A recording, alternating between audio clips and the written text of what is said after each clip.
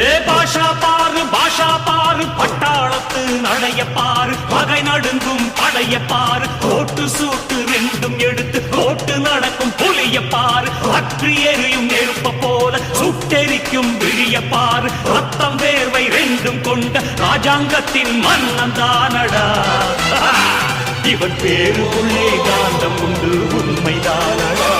இவன் பேருக்குள்ளே காந்தம்